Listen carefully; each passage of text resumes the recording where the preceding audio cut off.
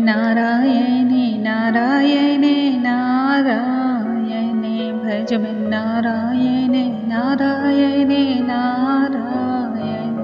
सुबह सवेरे लेके तेरा नाम प्रभु जप लो, प्रभु नारायणे नारायणे नारायण।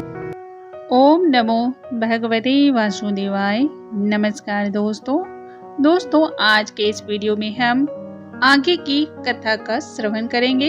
पुरुषोत्तम मास महात्म्य के 15वें अध्याय के बारे में विस्तृत तौर पे वर्णन करेंगे। श्री नारायण ने क्या कहा और इस पर नारद ने कौन सा प्रश्न पूछा, इसके बारे में हम चर्चा करते हैं। सर्वप्रथम हम भगवान श्री गणेश का ध्यान कर लेंगे और उसके बाद कथा का आरंभ करेंगे। श्री वक्रतुंड महाकाय सूर्यकोटि समप्रभा निर्विघ्नं कुरु मे देव सर्वकार्येषु सर्वदा। ओम नमो भगवते रुद्राय। श्री नारायण बोले, नारद सुदेव शर्मा ब्राह्मण हाथ जोड़कर गदगद स्वर से भक्त वत्सल श्री कृष्ण देव की स्तुति करता हुआ बोला, हे देव, हे देवेश, हे त्रैलोक्य को अभय देने वाले, हे प्रभु आपको नमस्कार है। हे सर्वेश्वर आपको नमस्कार है। मैं आपकी शरण में आया हूँ।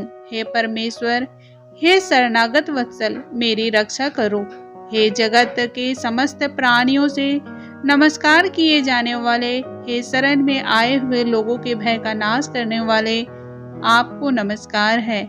आप जय के स्वरूप हो, जय के देने वाले हो, जय के मालिक आप ही हो, जय के कारण भी आप हो, विश्व के आधार हो, विश्व के एक रक्षक हो, दिव्य स्वरूपा हो, विश्वों के स्थान हो, फलों के बीज हो, फलों के आधार भी आप ही हो, विश्व में स्थित हो, विश्व के कारण और कारक भी आप ही हो, फलों के मूल आप हो और फलों को देने वाले भी आप ही हो, तेज स्वरूप हो, तेज के दाता भी आप हो, सब तेजस्वों में श्रेष्ठ हो, कृष्ण वासुदेव विष्णु आप ही हो, दीन वत्सल हो।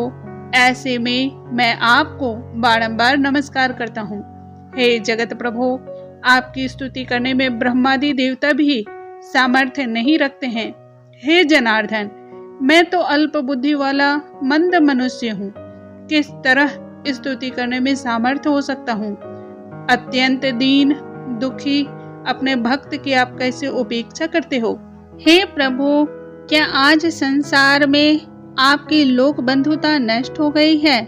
वाल्मीकि ऋषि बोले, सुदेव शर्मा ब्राह्मण इस प्रकार भगवान विष्णु की स्तुति कर हरि के सामने खड़ा हो गया। हरि भगवान उसके वचन सुनकर मेघ के समान गंभीर वचन से बोले। श्री हरि बोले, हे वत्स, तुमने जो तप किया वह बहुत अच्छी तरह से किया है। हे महाप्राज्ञ, हे तपोधन, क्या चाहते हो सो कहो। कौन सी कामना रखते हो, कृपया कर बताओ। तुम्हारे तप से प्रसन्न मैं उस वर को तुम्हारे लिए दूंगा, क्योंकि आज के पहले ऐसा बड़ा भारी कर्म किसी ने भी नहीं किया है। सुदेव शर्मा बोले, हे नाथ, हे दीन बंधो, हे दयानिधे, यदि आप प्रसन्न हैं तो हे विष्णु, हे पुराण पुरुषोत्तम, कृपा कर आप मेरे लिए सत्पुत्र दीजिए। हे हरे, पुत्र के बिना सुना यह गृहस्थ धर्म मुझको बिल्कुल भी प्रिय नहीं लगता है। इस प्रकार हरि भगवान सुदेव शर्मा ब्राह्मण के वचन को सुनकर बोले, हे द्विज, पुत्र को छोड़कर बाकी जो न देने के योग्य है उनको भी तुम्हारे लिए दूंगा, क्योंकि ब्रह्मा ने तुम्हारे लिए पुत्र का सुख नहीं लिखा है। मैंने तुम्हारे भलादेश में होने वाले समस्त अक्षरों को देखा और उसमें 7 जन्म तक तुम्हें पुत्र सुख का प्राप्ति नहीं है। इस प्रकार वज्र प्रहार के समान निष्ठुर हरि भगवान के वचन को सुनकर जड़ से कट जाने के वृक्ष के समान वह सुदेव शर्मा ब्राह्मण पृथ्वी तल पर गिर पड़ा। पति को गिरे हुए देखकर गौतमी स्त्री अत्यंत दुखित हुई और पुत्र की अभिलाषा से वंचित अपने स्वामी को देखती हुई रुदन करने लगी। कुछ समय बाद धैर्य का आश्रय लेकर गौतमी स्त्री गिरे हुए पति से बोली, हे नाथ, उठिए उठिए, क्या मेरे वचन का स्मरण नहीं करते हैं? ब्रह्मा ने भाल देश में जो सुख दुख लिखा है वही मिलता है।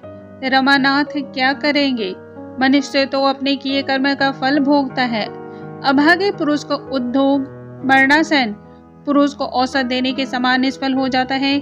जिसका भाग्य प्रतिकूल है उसका किया हुआ सब उद्योग व्यर्थ ही होता है। समस्त वेदों में यज्ञ, दान, तप, सत्य, व्रत आदि की अपेक्षा हरि भगवान का सेवन श्रेष्ठ कहा है, परंतु उससे भी भाग्य बल श्रेष्ठ है।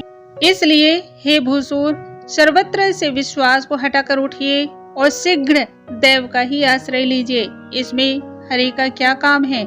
इस प्रकार उस गौतमी के अत्यंत शोक से युक्त वचन को सुनकर दुख से कांपते हुए गरुड़ जी विष्णु भगवान से बोले, हे हरि, शोक रूपी समुद्र में डूबी हुई ब्राह्मणी को उसी तरह नेत्र से गिरते हुए अश्रुधारा से व्याकुल ब्राह्मण को देखकर, हे दीन बंधु, हे दया सिंधु, हे भक्तों के लिए अभय को देने वाले, हे प्रभु, भक्तों के दुख को नहीं सहने वाले, आपकी आज वह दयालुता कहाँ चली गई है? अहो, आप वेद और ब्राह्मण की रक्षा करने वाले साक्षात भगवान विष्णु हो। इस समय आपका धर्म कहाँ गया है? अपने भक्तों को देने के लिए 4 प्रकार की मुक्ति आपके हाथ में ही स्थित कही गई है। अहो, फिर भी वे आपके भक्त उत्तम भक्ति को छोड़कर चतुर्विध मुक्ति की इच्छा नहीं करते हैं और उनके सामने 8 सिद्धियां दासी के समान स्थित होती है। आपके आराधन का महात्म्य सब जगह सुना है, तब इस ब्राह्मण के पुत्र की वांछा आज पूर्ण करने में आपको क्या परिश्रम है? हाथी दान करने वाले पुरुष को अंकुश दान करने में किस प्रकार का परिश्रम है? अब आज से कोई भी आपके चरण कमल की सेवा नहीं करेगा।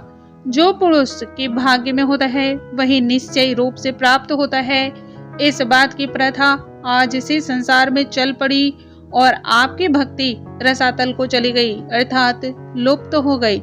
हे नाथ, आप करने तथा न करने में स्वतंत्र हैं, या आपका सामर्थ्य सर्वत्र विख्यात है। आज वह सामर्थ्य इस ब्राह्मण को पुत्र प्रदान न करने से नष्ट होता है, इसलिए आप इस ब्राह्मण के लिए अवश्य एक पुत्र प्रदान कीजिए। सुदामा ब्राह्मण ने आपकी आराधना कर उत्तम वैभव को प्राप्त किया। आपके कृपा से सांदीपनी गुरु ने मृत पुत्र को प्राप्त किया। इन कारणों से पुत्र की लालसा करने वाले ये दोनों स्त्री पुरुष आपकी शरण में आए हैं। श्री नारायण इस पर बोले। इस प्रकार विष्णु भगवान अमृत के समान गरुड़ के वचन को सुनकर गरुड़ जी से बोलते, हे पक्षीवर, हे वैंतेय, इस ब्राह्मण को अभिलाषित एक पुत्र शीघ्र दे दीजिए। इस प्रकार अपने अनुकूल हरि भगवान के वचन को सुनकर गरुड़ जी ने अत्यंत प्रसन्न चित्त होकर उस पृथ्वी के देवता दुखित ब्राह्मण के लिए अनुरूप सुंदर पुत्र को जल्दी से दे दिया। इस प्रकार से पुरुषोत्तम मास महात्म्य के 15वें अध्याय की समाप्ति होती है। बोलो श्री हरि की जय, स्वामी नारायण की जय। स्वामी नारायण नारायण हरे हरे, जप लो नारायण नारायण हरे हरे हरे हरे, रट लो नारायण नारायण हरे हरे। दोस्तों, अगले वीडियो में हम पुरुषोत्तम मास महात्म्य के 16वें अध्याय के बारे में वर्णन करेंगे। किस प्रकार से नारायण की स्तुति करने से, नारायण का ध्यान करने से सुदेव शर्मा ने पुत्र रत्न की प्राप्ति की, पुत्र रत्न उसे प्राप्त हुआ, इसके बारे में वर्णन किया गया है। तब तक के लिए नमस्कार दोस्तों।